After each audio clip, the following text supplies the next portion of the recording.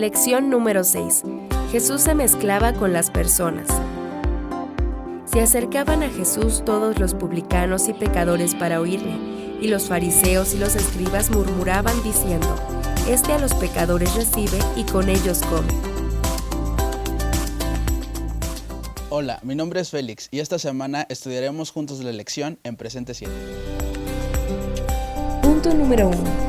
Solo el método de Cristo será el que dará éxito para llegar a las personas.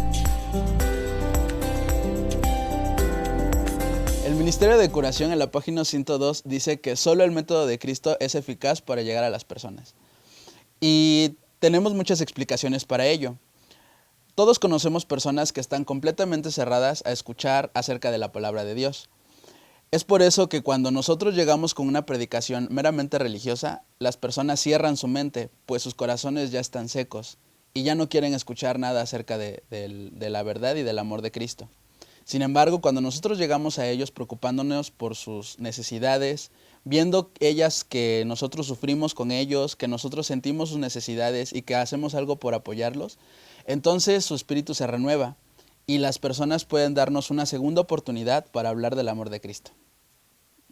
También nosotros podemos caer en lo mismo. Si nosotros nos alejamos de hacer el bien a los demás y nos aislamos, podemos nosotros caer nosotros mismos, dejar de interesarnos por los demás, y eso también puede marchitar nuestros corazones. De la misma manera en que las personas han dejado de creer en Dios, de tener fe, nosotros podemos estar yendo a la iglesia y siendo muy buenos cristianos, al menos en apariencia, pero si no tenemos un contacto directo y abandonamos la beneficencia por los demás, nosotros también podemos estar perdiéndonos en la misma rutina. Y entonces nuestros corazones se marchitan y volvemos a una muerte espiritual. Pero ¿cómo logramos hacer del método de Cristo una forma de vida? En primer lugar, no tenemos que desaprovechar las oportunidades, pequeñas o grandes, que tengamos para ayudar a los demás. Recordemos en Mateo 25, en la parábola acerca de los talentos, ahí nos dice que si tuviéramos un pequeño talento, si nosotros no lo usamos, nos será arrebatado. Así que no podemos esperar que Cristo nos dé una gran tarea si nosotros no aprovechamos las pequeñas oportunidades diarias de preocuparnos por los demás y hacer algo por ellos. También tenemos que recordar que nosotros estamos unidos a Cristo. En el libro de Juan nos habla acerca de la vid, nos dice que Cristo es la vid y nosotros somos parte de Él. Tenemos que recordar que estamos unidos a Él y que si nos separamos de Él no podremos hacer nada. De estas maneras, aunque haya retos grandes o retos muy pequeños, nosotros podremos aprovecharlos y con ayuda de Dios sacar esos retos adelante y poder hacer del método de Cristo una forma de vida. ¿Cómo logramos que el método de Cristo sea un estilo de vida práctico en nuestras vidas?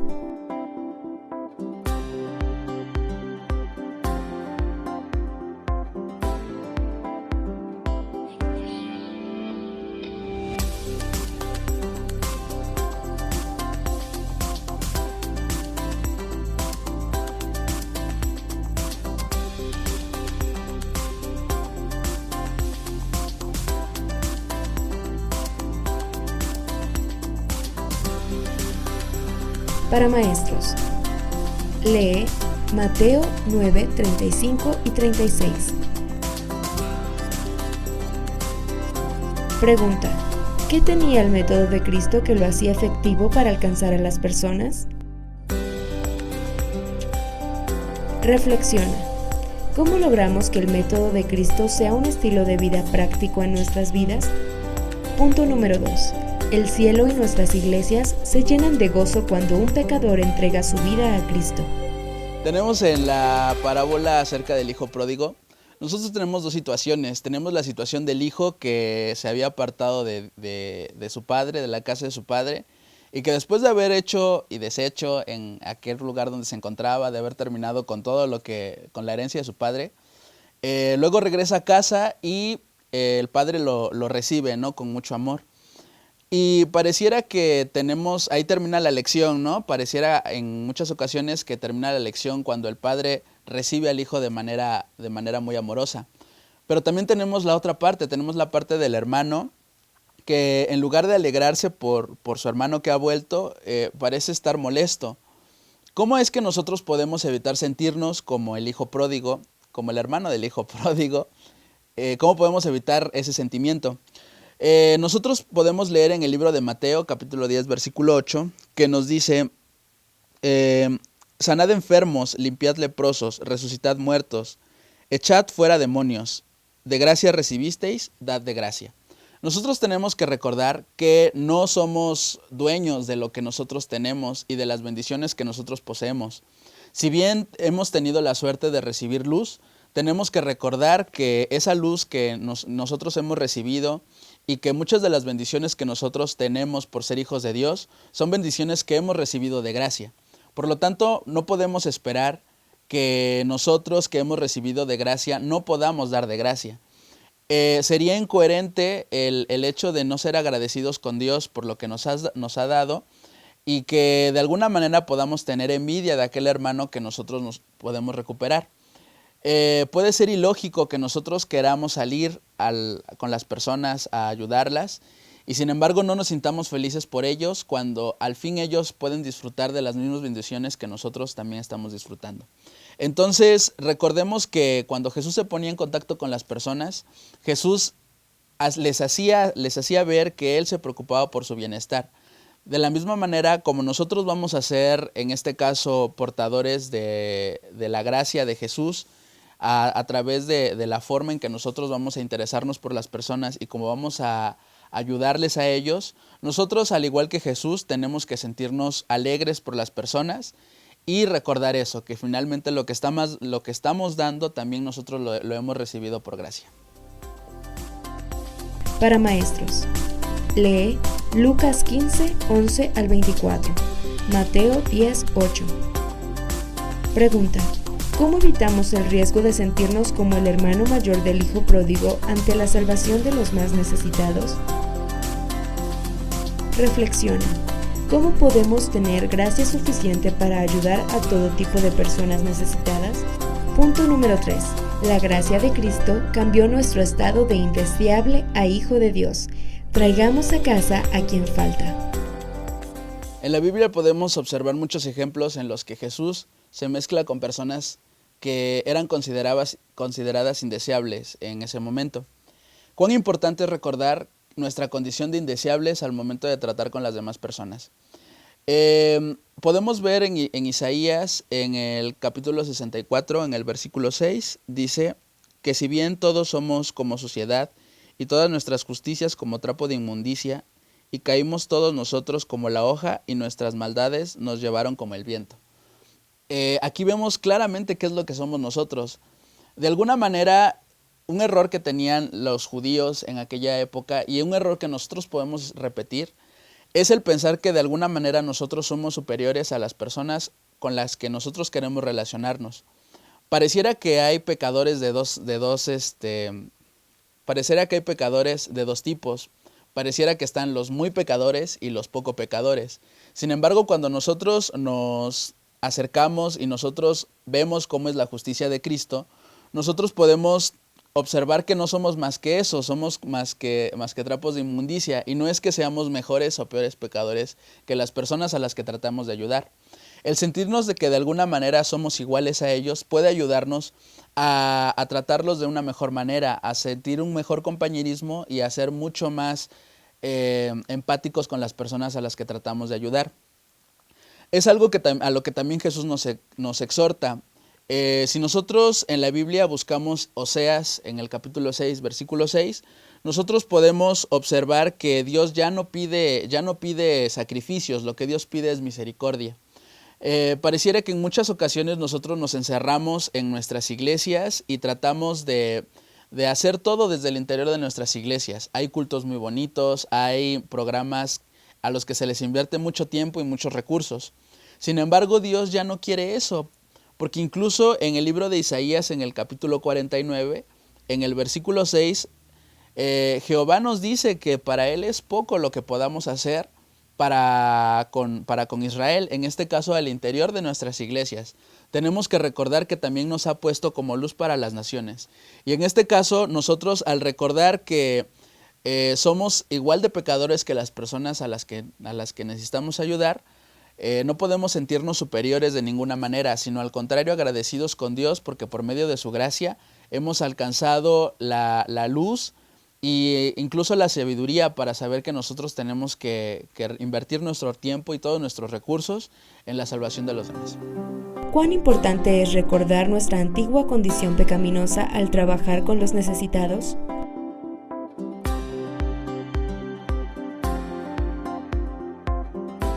Para maestros, lee 2 de Pedro 2:10, Salmos 51:17 y Oseas 6:6.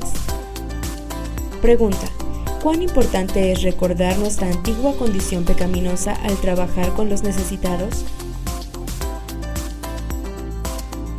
Reflexiona. ¿Qué entendemos hoy del texto de Oseas 6:6? Punto número 4. Necesitamos pedir a Dios sabiduría y fortaleza para vivir en el mundo, pero no ser del mundo. ¿Qué significa vivir en el mundo, pero no ser del mundo? Pareciera que en ocasiones estos preceptos en los que Jesús se mezcla con las personas y nos manda a nosotros que también nos mezclemos con las personas, podrían llegar a ser conceptos contradictorios. Porque por una parte nos pide que nosotros nos acerquemos al mundo, pero también se nos pide que no seamos del mundo. Entonces, aquí entran cuestiones como los de la influencia que nosotros podemos tener sobre los demás y cómo nosotros también podemos ser influenciados por los demás. Sin embargo, tenemos que aferrarnos mucho de la mano de Dios para que podamos convivir con el mundo y sin embargo no ser del mundo. Hay algunos versículos que podrían ayudarnos. Si buscamos en 1 de Pedro, en el capítulo 2, versículo 11, nos dice que, amados, os ruego como a extranjeros y peregrinos que os abstengáis de los deseos carnales que batallan contra el alma. Entonces tenemos que recordar que nosotros no somos de este mundo, más bien en este mundo somos extranjeros y somos peregrinos. Por lo tanto, nosotros no podemos adoptar las costumbres y las formas de pensar de este mundo. Es común y varias personas, varios hermanos lo han manifestado, que podamos sentirnos de alguna manera incómodos en muchas situaciones. Pareciera que de verdad a veces no somos de este mundo porque nos llegamos a sentir incómodos con las situaciones que nos rodean. Y eso es algo muy normal.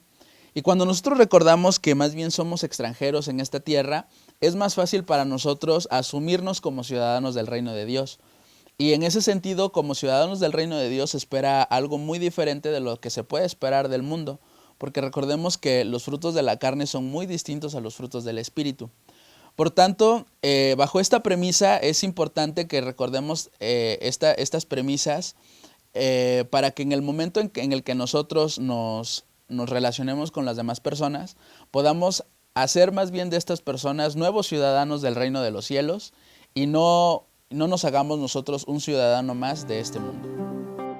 ¿Qué significa vivir en el mundo pero no ser del mundo?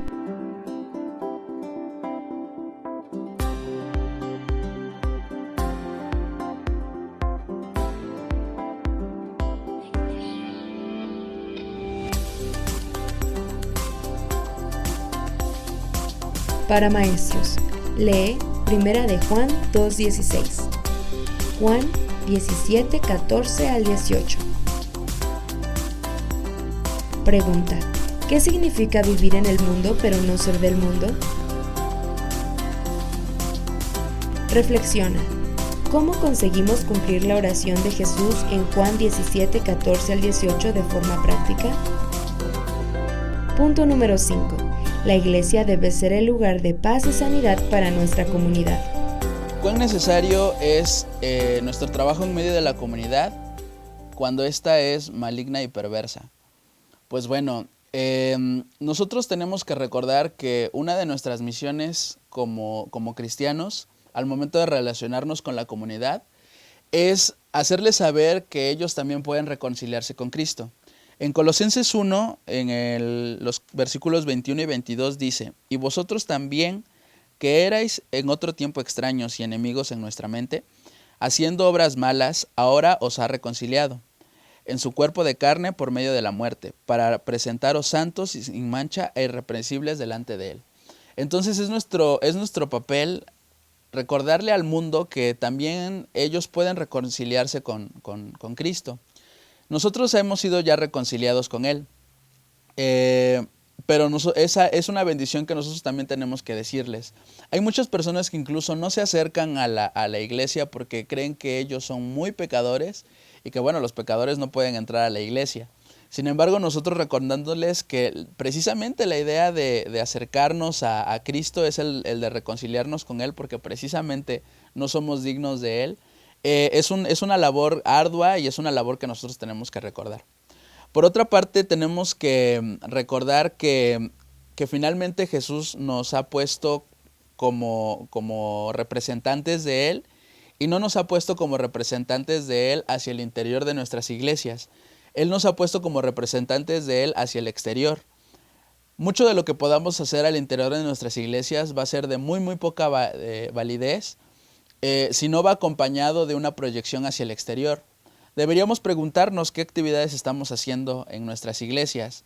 Si acaso es una escuela bíblica de vacaciones en las que solo están yendo los niños de nuestra iglesia, o si es una escuela bíblica de vacaciones en donde todos los vecinos de nuestra iglesia están asistiendo. Y así con cada una de las actividades que estamos realizando en nuestros templos tendríamos que estarnos fijando en que si es algo que solamente está impactando a nuestra propia feligresía o si es algo que está impactando a los demás. También tendríamos que preguntarnos si es algo que está impactando solamente a algunas personas, o sea que no es un impacto fuerte. Y si eso es quizá porque no nos estamos integrando de manera adecuada en la comunidad. Quizá ni siquiera tenemos idea de cuáles son las verdaderas necesidades.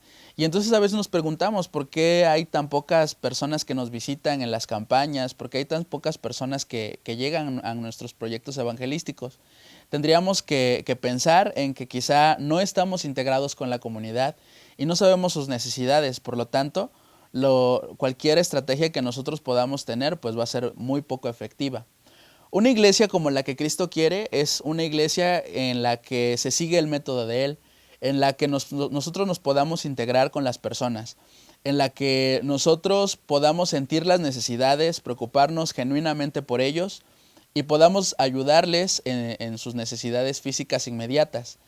Y una vez que hayamos seguido el método de Cristo, ahora sí, la parte en la que nosotros hacemos discípulos y hacemos la invitación en nombre de Cristo a seguirle a Él, en ese momento habremos tenido un proceso exitoso en el proceso de hacer discípulos.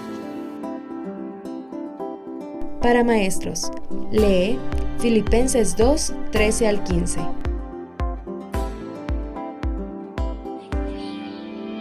Pregunta: ¿cuán necesario es nuestro trabajo en medio de una comunidad maligna y perversa? Reflexiona. ¿Qué pasos podemos dar esta nueva semana para hacer una bendición en nuestra comunidad?